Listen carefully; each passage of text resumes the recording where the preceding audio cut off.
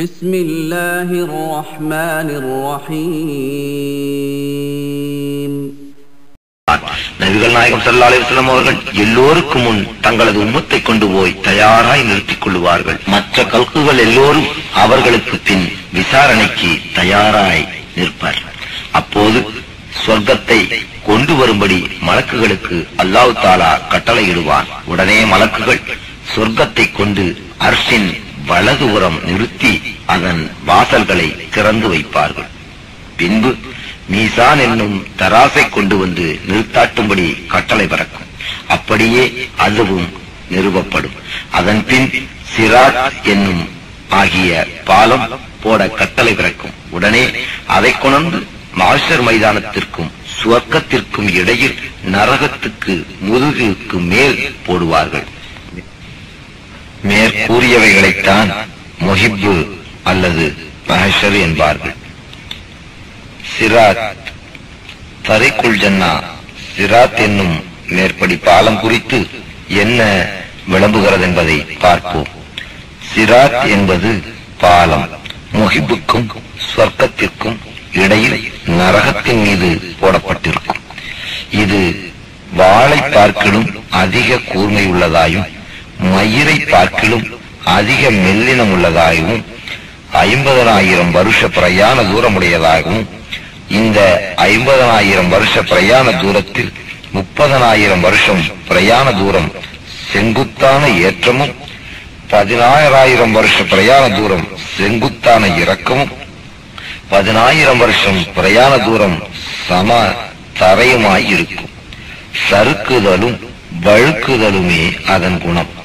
இதில் எங்கே பார்த்தாலும் நீண்டதும் வளைந்ததும் சுவர்கள் உள்ளதுமான பலவித முள்கள் முளைத்து அடர்ந்திருக்கும். அந்த பாலம் முழுவதும் இருள்மயமாகவே இருக்கும். இன்னும் அந்த பாலம் ஒரே சிராத்தாய் நேராய் 7 ஜசருகள் சிறு பாலம் அநேக அகவா என்னும் மலை பாதைகளும் உள்ளதாய் இருக்கும். சிராத் என்னும் பெரும் பாலம் நரகத்தின் மீது போடப்பட்டிருப்பதால் மஹ்ஷருடைய மைதானத்திலிருந்து அந்த சிராத்துக்கு போவதற்காக பூமிக்கும் சிராத்துக்கும் இடையில் மேற்சொன்ன ஜசருகள் போடப்பட்டிருக்கும். அந்த ஜசருகள் நரகத்தின் மீது இருப்பதால் அவற்றின் கீழ் உள்ள நரகத்து மலைகள் அநேகம் ஜசர்களுக்கும் மேலே வளர்ந்து உயர்ந்திருக்கும். இந்த ஜசர்களாகிய சிறு பாலங்களையும் அஹ்பாக்களாகிய மலைமேற் பாதைகளையும் கடந்துதான் மேற்படி சிராத்திற்கு போக வேண்டும். ஆகவே இவையெல்லாம் ஒன்றாய் சேர்ந்துதான் சிராத் என்று சொல்லப்படும். அந்த பாலத்துக்கு 4 புறமும் நரகத்து நெருப்பு கொழுந்துவிட்டு தாவி சூழ்ந்து கொண்டு இருக்கும். இந்த சிராத்தில் நடக்கிற ஒவ்வொருவரையும் மேற்சொன்ன ஜசர்களாகிய சிறு பாலங்கள் 7 முதற் பாலத்தில் ஈமானை பற்றியும் 2வது பாலத்தில் தொழுகையை பற்றியும் 3வது பாலத்தில் ஜக்காத்தை பற்றியும் 4வது பாலத்தில் நோன்பை பற்றியும் 5வது பாலத்தில் ஹஜ் உம்ராவை பற்றியும் 6வது பாலத்தில் ஒலு முழுக்குகளை பற்றியும் பந்துக்களுடன் உறவாடுவதையும் ஒருவருக்கொருவர் செய்த அநியாயங்களை பற்றியும் மலக்குகள் நின்று விசாரிப்பார்கள். விசாரிக்கும் போது அவரவருக்கு தக்க ஜவாபு சொல்லாமல் குற்றம் கண்டுபிடிக்கப்பட்டால் ஆங்காங்கே தடுக்கப்பட்டு நிறுத்தப்படுவார்கள். இந்த பாலத்தில் ஏறி கடப்பதற்காக முந்தினவர் முஹம்மது நாயகம் ஸல்லல்லாஹு அலைஹி வஸல்லம் அவர்களுடைய உம்மத்துக்கள் அழைக்கப்படுவார்கள். உடனே நம்முடைய நாயகம் ஸல்லல்லாஹு அலைஹி வஸல்லம் அவர்கள் தங்களுடைய உம்மத்துக்கள் அனைவரையும் முந்தி அழைத்துக் கொண்டு போய் பாலத்தை விடுவார்கள். பிறகு நபி ஈசா அலைஹிஸ்ஸலாம் அவர்களுடைய உம்மத்தும் அதன் பின் நபி மூசா அலைஹிஸ்ஸலாம் அவர்களுடைய உம்மத்தும் மற்றும் மற்ற நபிமார்களுடைய உம்மத்துக்களும் கடைசியாக நபி நூஹ் அலைஹிஸ்ஸலாம் அவருடைய உம்மத்துமாக வந்து சேர்ந்து முறைப்படி பாலத்தில் ஏறி நடப்பார்கள். ஒவ்வொரு உம்மத்தையும் பாலத்தை கடக்க அந்தந்த நபியே அழைத்து வருவார்கள். அப்போது பாலத்து முன் தலைப்பில் ஜிப்ரீல் அலைஹிஸ்ஸலாம் அவர்கள் நடுவில் மீகாயில் அலைஹிஸ்ஸலாம் அவர்களும் பாலத்து வாசலில் மாலிக் அலைஹிஸ்ஸலாம் அவர்களும் இருப்பார்கள்.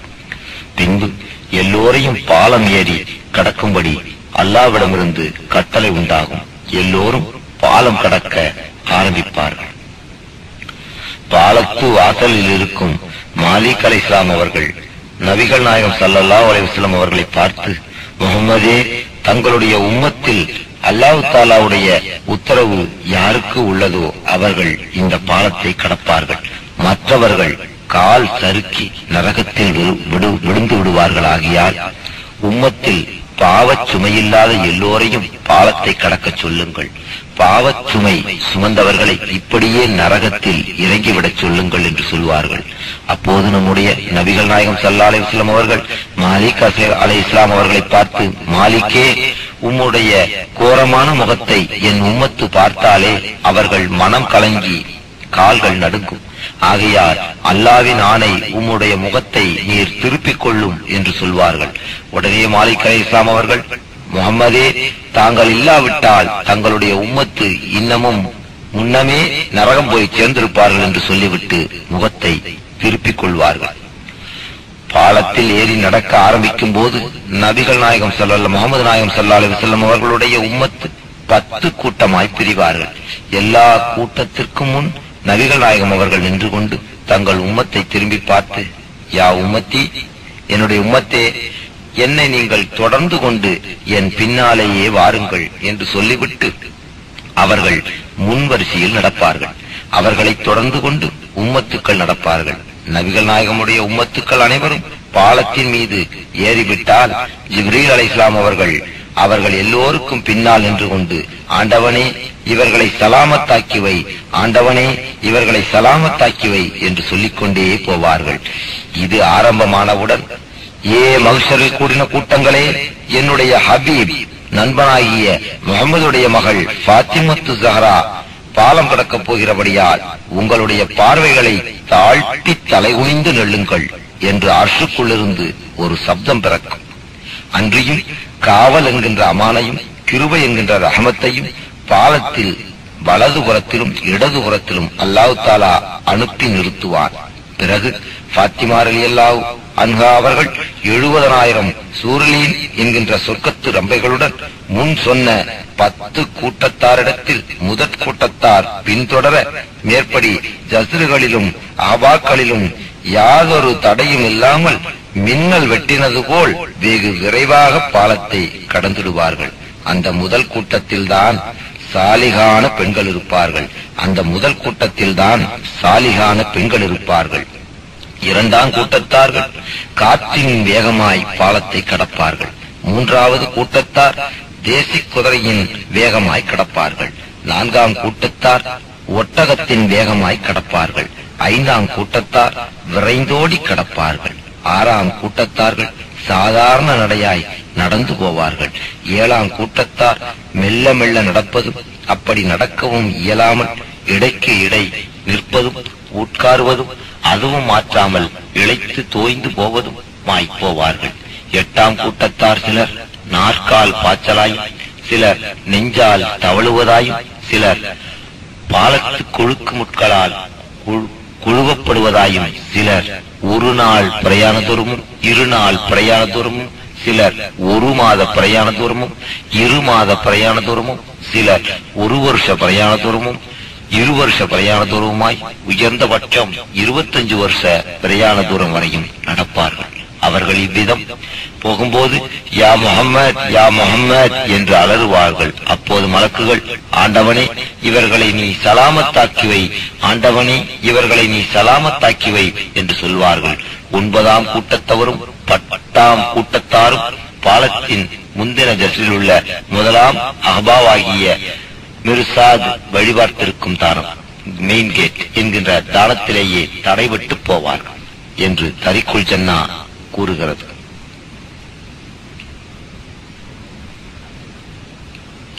மறுமையை ஏற்றுக்கொள்வது நம்முடைய ஈமானின் ஒரு பகுதி.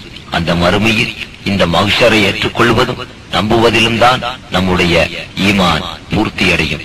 மறுமையிலிருந்து மறுமையை நம்பாது மாறுபட்டு நடக்கின்றவன் முஸ்லிம்களிடையே மூமினாக உயரமாட்டான். அல்லாஹ்வின் வார்த்தைக்கு மாறுபாடு செய்தவனாக கைச்சேதமுற்றவனாகி விடுவான். எனவே மறுமையின் முழுக்கங்களையும் அதன் புழுக்கங்களையும் நாம் ஏற்று பயமுடையவர்களாகவும் பக்தியுடையவர்களாகவும் மாறி நாம் தூய மூமின்களாக்கி அல்லாஹ் நம்மை மஹ்ஷரிலிருந்து சிராத்தை கடந்து நம்மை ஜன்னத்திற்குள் நுழைய வைக்கும்படி நாம் எல்லோரும் அல்லாஹ்வை வேண்டியபடி பயந்து நடப்போமாக. ஆமீன் ஆமீன் யா ரப்பில் ஆலமீன். வ ஆகிரு தாவனா அல்ஹம்துலில்லாஹி ரப்பில் ஆலமீன்.